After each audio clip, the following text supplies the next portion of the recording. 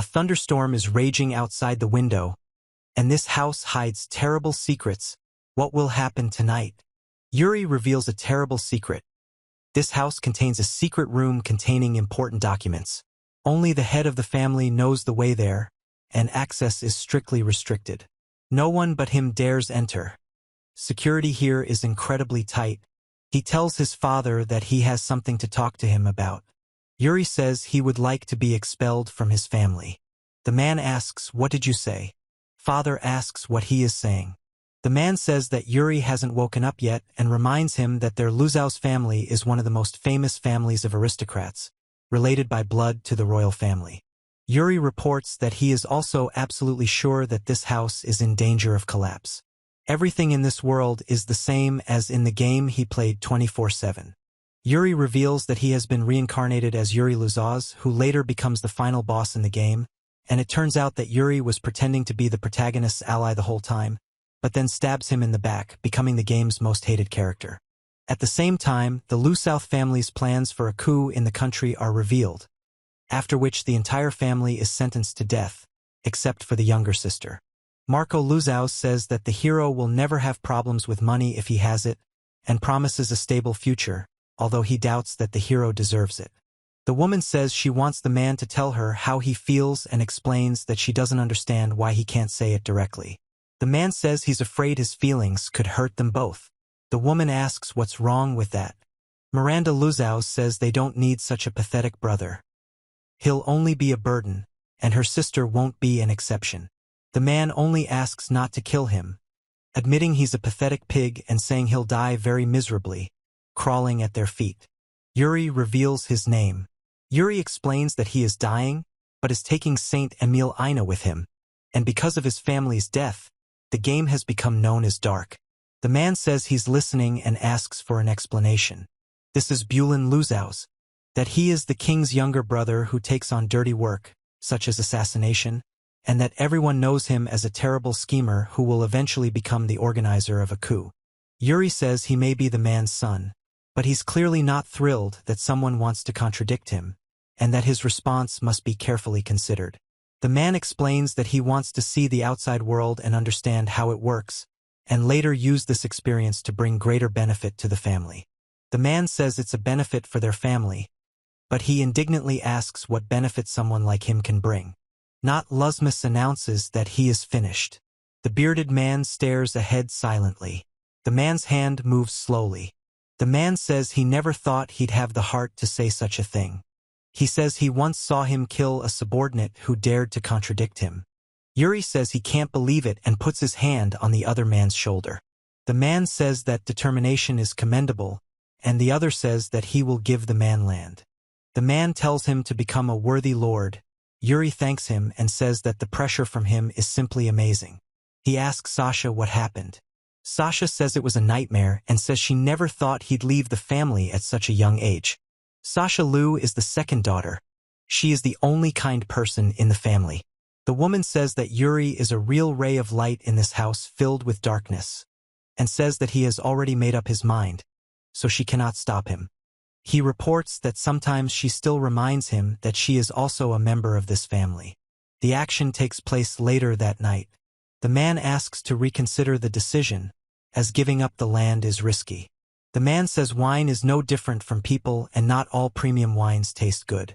He says he was planning to get rid of it anyway, but he didn't think it would want to leave voluntarily. They say that if he manages to survive there, they will be able to use him. Yuri reports that of all the possible places, the village of Alf is the best choice. The village of Alf is a barren land where crops barely grow and resources are non-existent.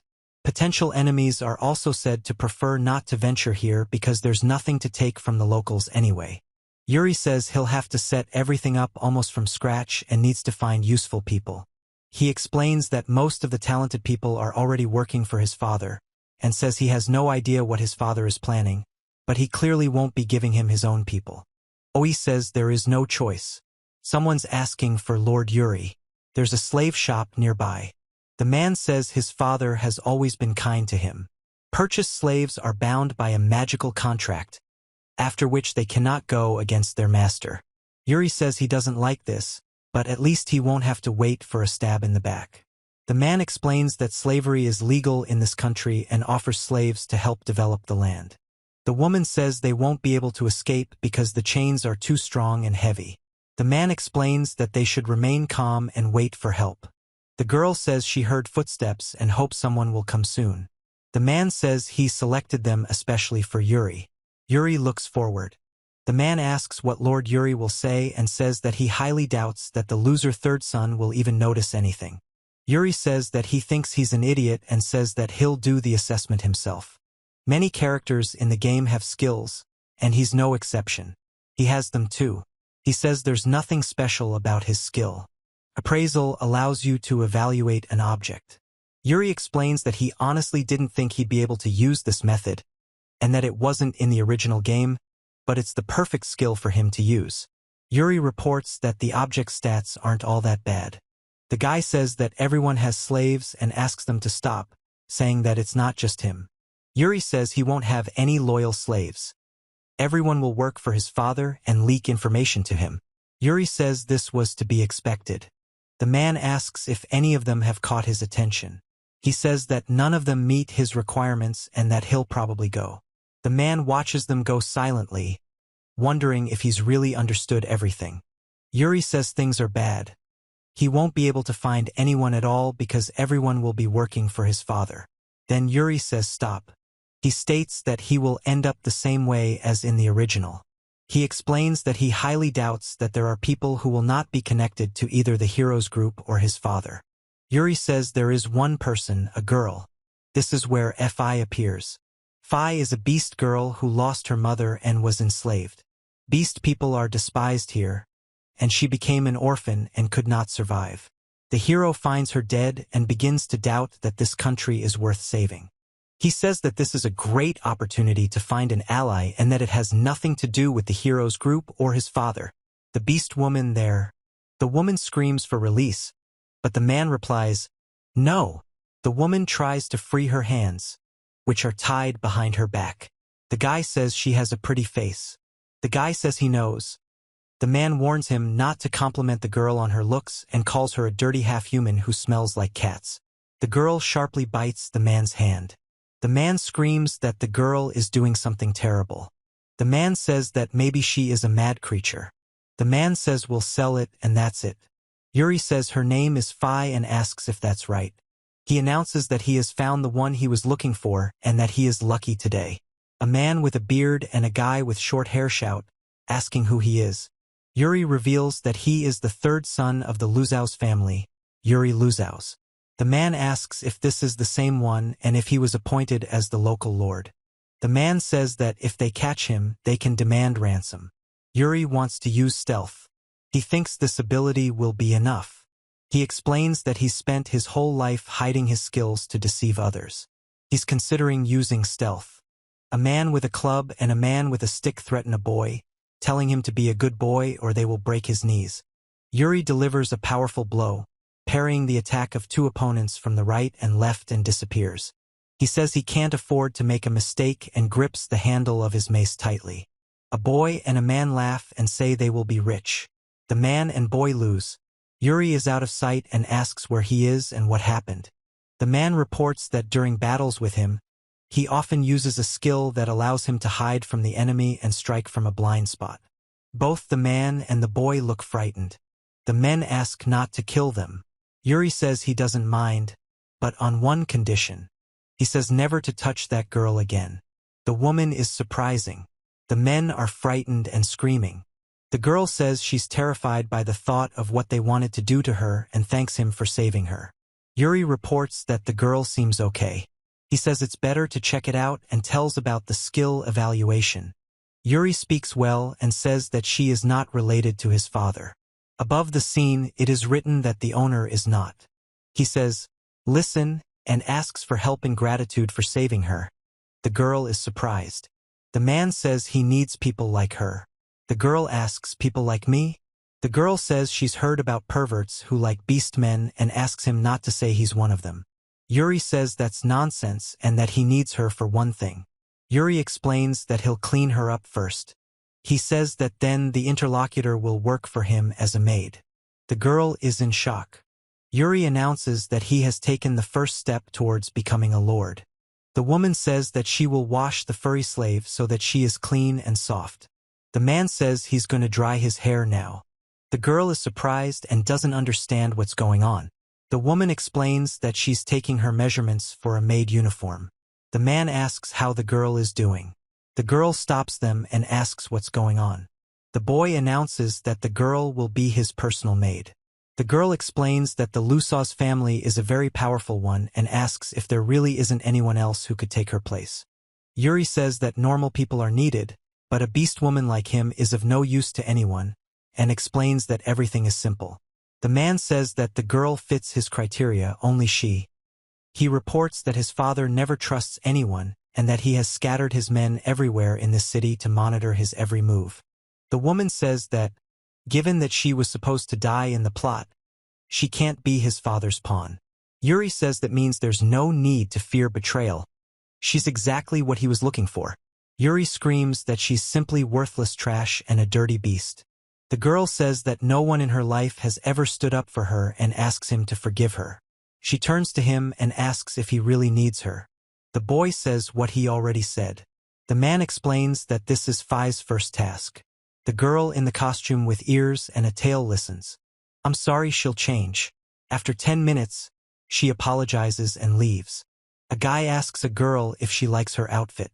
The girl with cat ears confirms that she does and says it's very cute. The girl thanks the guy for the outfit. The girl laughs. The man asks what she wants. The woman says she has heard of people doing very dirty things to beast men and says they are called beast lovers. The girl says that she feels that Mr. Yuri is not like that, and Yuri expresses bewilderment. The guy tells her that now that she's dressed, it's time to run errands. The girl asks what errands. The guy smiles.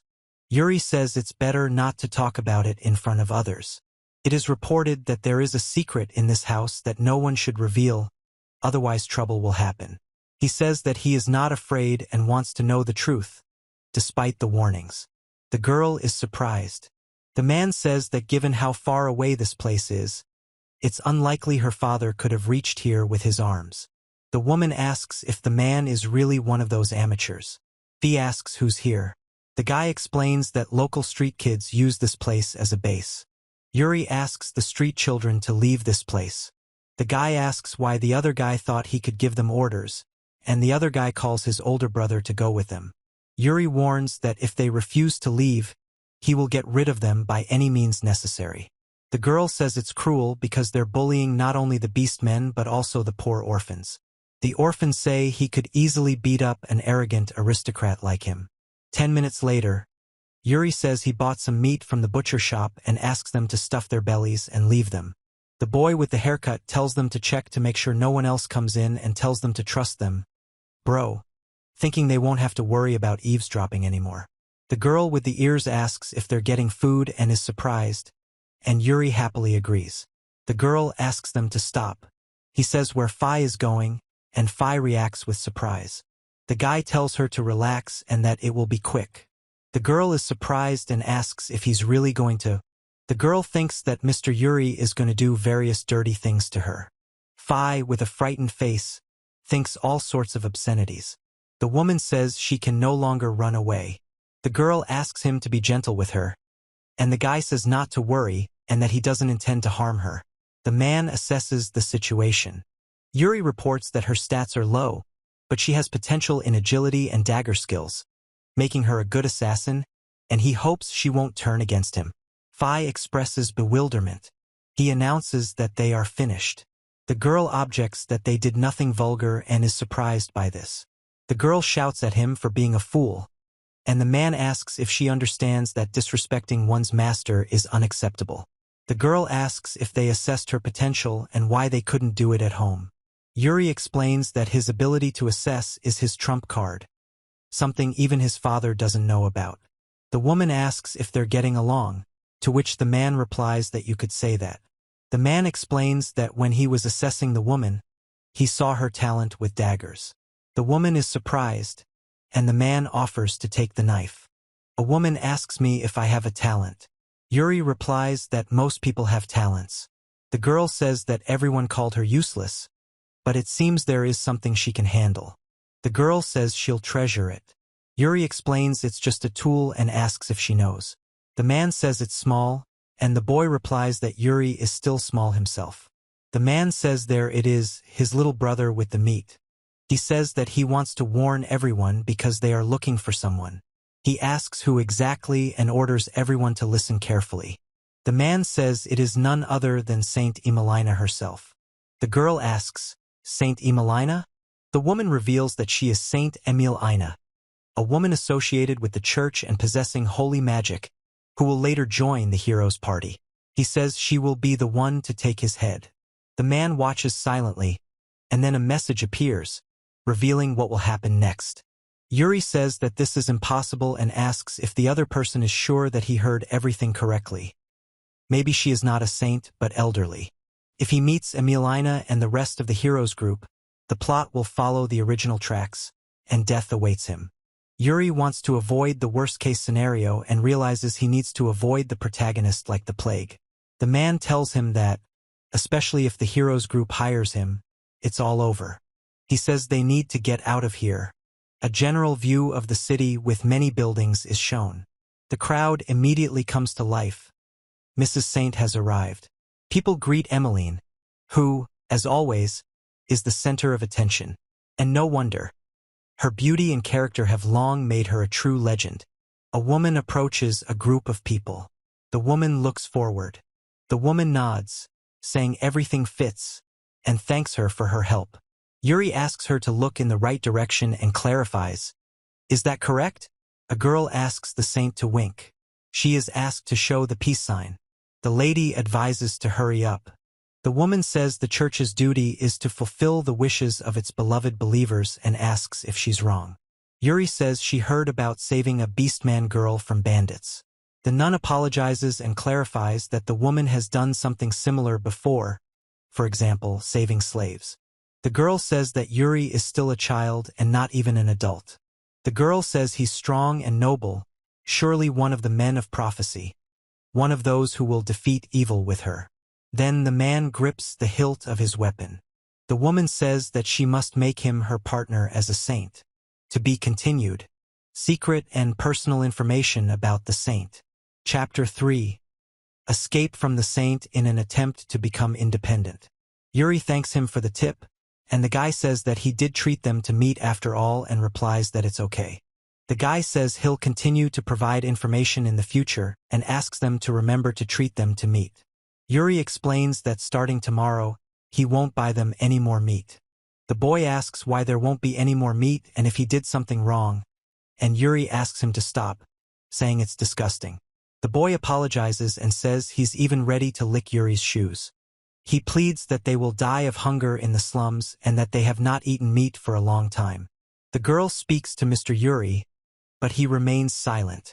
Yuri says he will leave this city tomorrow. He says they need to get to his land as quickly as possible. Time is short and there's no time to feed the little ones. He says Fee is coming with him. Fee asks if they're leaving the city. The man says he doesn't know what his father is planning. The boy can't believe his ears. It can't be. The girl sighs, saying she even feels sorry for him. Yuri just lets out a tired sigh and adds, since he's leaving, he'll show him a great hunting spot for the last time. Yuri says to gather everyone. He says they're in a hurry. The guy replies that he understands. The woman says that it is not very beneficial if they are resented. He says it's a great place out of sight. Yuri reports that the monsters here are mostly low-level, and you can even hunt them. Yuri tells them to go and get themselves some dinner. The boy shouts that he's going for meat. The guy reports that they learned quickly. Fi says that she does too. Fi asks Yuri if he can join them, and Yuri replies, yes, of course. The girl informs him that now the orphans will no longer go hungry. Then Saint Emelina will appear. And she will ask you about some holiday? Yuri asks how she found him. Emelina, she says that she wasn't mistaken. The woman asks if he's Mr. Yuri. He thinks she's found him and is going to invite him to the group. He tells her to play dumb and laughs, asking who she is. He explains that everything will be like in a game at this rate. The girl asks Mr. if she made a mistake. Yuri thinks to himself that she will really question everyone until she finds him. The woman tells them to stop and asks what they were doing there. The man says he showed them this hunting spot. The man explains that he'll probably go. The boy explains that the orphans are barely surviving in the city, and this way they won't suffer from hunger anymore. Yuri says he has some business to attend to, so he'll be going. Yuri grabs the girl's hand abruptly, surprising her. The girl says it's wonderful. The guy reacts with surprise. The girl says that this place isn't just about Mr. Lugsaus, but also about such a wonderful man with a beautiful soul. Yuri asks what's wrong with her. The girl grabs Yuri's hand, and he abruptly pulls away, telling her he needs to leave. The girl says she caught a big monster and asks Mr. Yuri to take a look. Emilina, he says he was just called Mr. Yuri. He yells that she never said that and refuses. The girl says she misheard and is glad she's stupid. The man says he needs to take a break before she gets it. Yuri slams into the ground with force, creating a powerful explosion. Emilina asks where the man is going. Yuri says it's impossible to close the distance in one go. The woman suggests chatting a little longer, but the man thinks she's a real monster and knew it all along. The man and the woman scream in surprise, and he asks what he should do. Yuri sees a large monster and expresses surprise. He says that if a person with high stats comes here, rare monsters will appear here.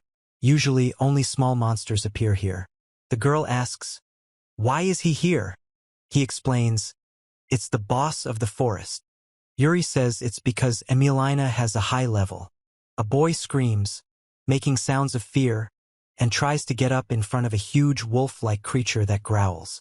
Another boy screams "Yua" and falls to the ground. The girl says no and orders him to leave, and the man orders him to find an opponent who is his equal. The girl says that Saint Emilina will fight him. Phi says that Lady Emilina is so cool and then says okay. He says they need to run while they have the chance, and the girl yells back that it's terrible and uncool and asks if they're really just going to abandon them. He snorts. The wolf says that the other guy probably doesn't know. The girl starts to speak, but stops. The woman reports that Saint Emilina can be called special. Despite the fact that she is a healer, she has monstrous power. The guy asks if you understand everything and suggests leaving. Emilina fights her opponents, delivering powerful blows. The woman delivers a powerful blow. The next panel shows an explosion of blood from the wounded creature. The woman asks if the guy is okay, and the guy thanks her for saving him. The woman says she's glad he's not hurt. Phi reports that she defeated him single-handedly, and Yuri says everything is fine and will be fine now. Yuri is suddenly stabbed in the back by a wolf. The woman is surprised by the appearance of another wolf and says she relaxed too soon, and Yuri notices this too. The guy says the girl is bleeding, and the girl tells him not to worry. The guy tells her he can't let her die and asks her not to give up. The girl says she doesn't want to die. The boy expresses concern. The girl says that at this rate, she won't have time to heal the wound. The boy screams for help and calls for help. The monster attacks. Yuri uses a hidden assassination skill. Yuri throws back the wolf with its head severed. He screams and then throws a stone into the face of the monstrous beast, which lets out a loud roar. Yuri says it wasn't enough to kill him. The man asks if the girl's wound has healed and asks her to finish him off, despite the awkwardness of the request. The girl says she understands. Then Emilia begins using holy magic. She loudly shouted the Holy Cross.